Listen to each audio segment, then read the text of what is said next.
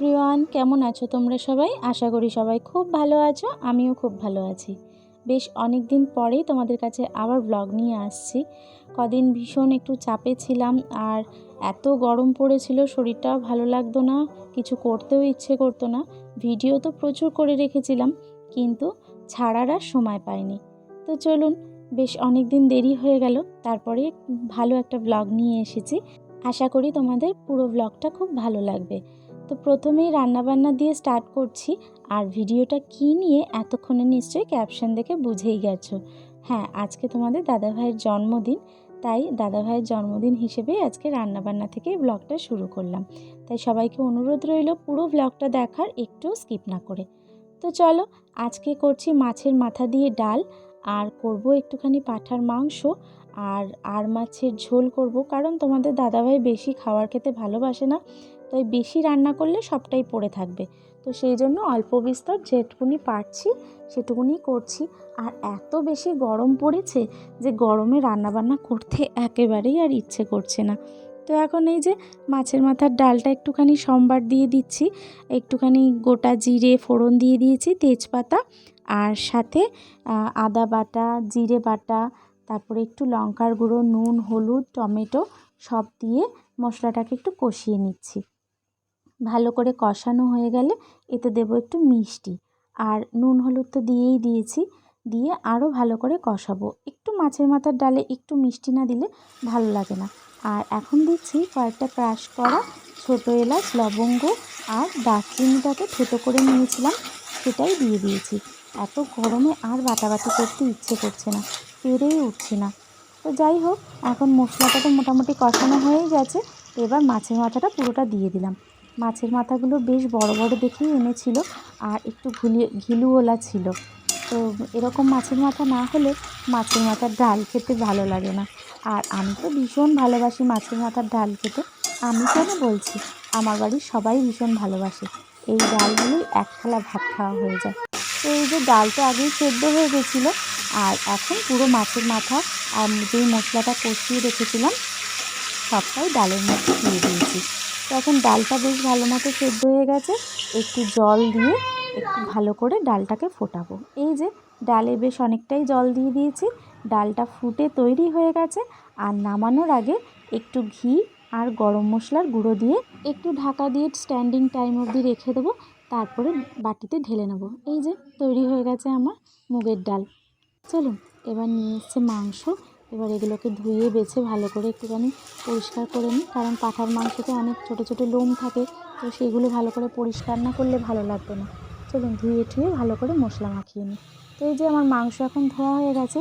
এবার আদা বাটা, রসুন বাটা, একটু নুন, হলুদ গুঁড়ো, লঙ্কার গুঁড়ো আর একটু সর্ষের তেল দিয়ে ভালো করে মাংসটাকে একটু মাখিয়ে নিচ্ছি।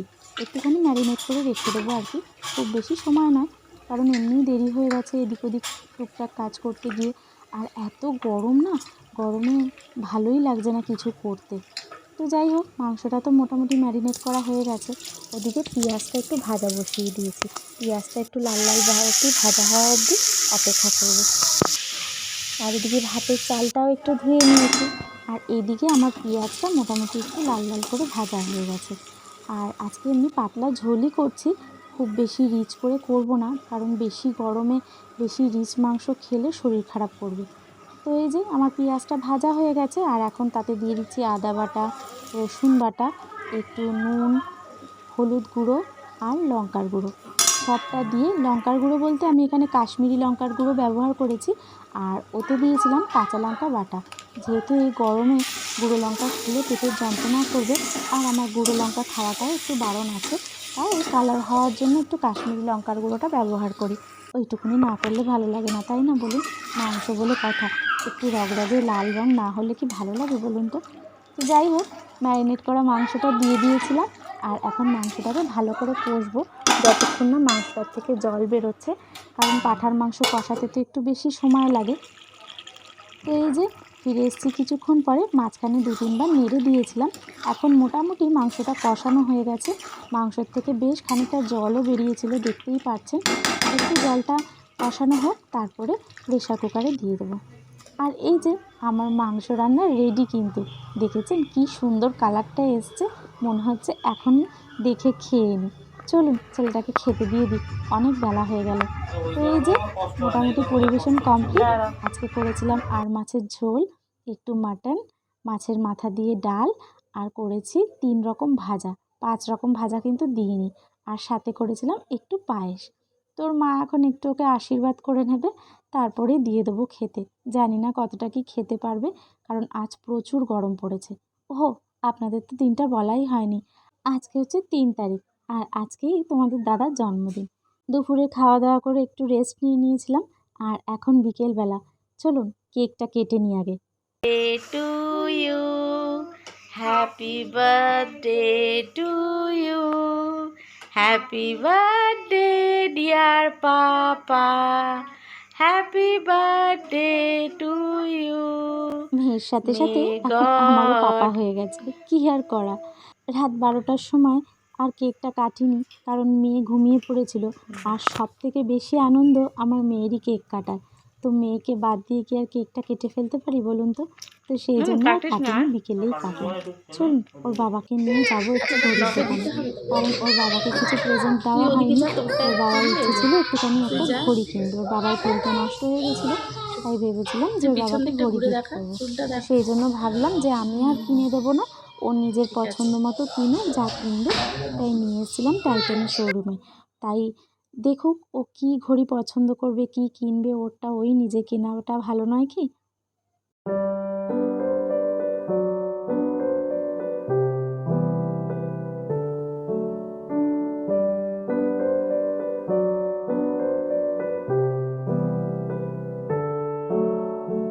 আর সবথেকে একটা ভালো জিনিস কি হয়েছে জানেন? আজকে বেরিয়েছি আর বাইরের ওয়েদারটা ভীষণ ভালো হয়ে গেছে। মানে বাইরে হঠাৎ করে বৃষ্টি নেমে গেছে। তো সেই জন্য ভীষণ ভালো লাগছিল। ওয়েদারটাও ঠান্ডা হয়ে গেছিল। আর মেয়ে হুজুগ তুলেছে আমাকে মকটেল খাওয়াতে হবে। ওর বাবা একবার কানে তুলে দিয়েছে। তো যাই হোক, চলে এসেছিলাম একটুখানি আমাদেরই কাছের একটা রেস্টুরেন্টে। সেখানে একটুখানি কিছুই খাইনি, একটু মকটেল খেয়েছি। আর ওর মেয়ের আবদার ছিল আমাকে একটু কিছু খাওয়াও, সেই জন্য একটা পিৎজা নিয়েছি। দাঁড়ান আপনাদের ঘড়িগুলো একটু দেখাই। এই যে আমাদের 3 জনের ঘড়ি, কিনতে গেছি একটা ঘড়ি, কিনে ফেলেছি 3টে ঘড়ি। এই যে ফার্স্টে হচ্ছে ওর বাবার ঘড়িটা দেখাচ্ছি। এই দেখুন, এইটা হচ্ছে ওর বাবার ঘড়ি, ওর বাবা এটা পছন্দ করেছে। আর মেয়ে কিন্তু ঘড়ি আপনাদের প্রথমেই দেখিয়ে দিয়েছে। আর এই যে স্মার্ট ওয়াচটা দেখছেন, এটা ওর বাবা আমাকে গিফট করেছে। মানে আমি কিনতে দিয়েছি, আর সাথে আমারও গিফট, মেয়ের গিফট 3 জনেরই হয়ে গেছে। আসলে সেটা নয়, এখানে অফার চলছিল। মানে একটা ঘড়ি কিনলে যতটা না ডিসকাউন্ট পাবেন, সাথে আরেকটা ঘড়ি কিনলে আরেকটু বেশি ডিসকাউন্ট দিচ্ছিল। আর মেয়ের ঘড়িটা প্রায় কম দামে পেয়ে গেছি, কারণ ওরটা ওর বাবা মানে একদম খুব কম দামে পেয়ে গেছে। তো সেই জন্য ওরা খানিকটা ভালোবেসেও খানিকটা দিয়েছে। তো যাই হোক, আমাদের আজকের দিনটা তো ভীষণই ভালো কেটেছে। আর আপনাদের কেমন লাগলো ব্লগটা কিন্তু জানাতে ভুলবেন না। তো এই যে আমাদের পিৎজাও চলে এসছে, মকটেল চলে এসছে। চলুন আমরা তাহলে এইটুকুনি খাওয়া দাওয়া আজকে সেরে নিই। আজকের ভিডিওটা তাহলে এখানেই শেষ করছি। দেখা হবে নেক্সট কোনো অন্য ভিডিও নিয়ে। চেষ্টা করব পরপর ভিডিও দেওয়ার, অনেক দিন গ্যাপ হয়ে গেছিলো। প্লিজ আপনারা একটু সাথে থাকবেন, আমাকে সাপোর্ট করবেন, আমাকে এগিয়ে নিয়ে যেতে সাহায্য করবেন। আর এখনও পর্যন্ত যারা আমার চ্যানেলটাকে সাবস্ক্রাইব করেননি, অনুরোধ রইল আমার চ্যানেলটাকে সাবস্ক্রাইব করে দিয়ে আমার পাশে থাকার। তো সবাই খুব ভালো থাকবেন, সুস্থ থাকবেন। আজকের মতো এখানেই শেষ করছি। টাটা।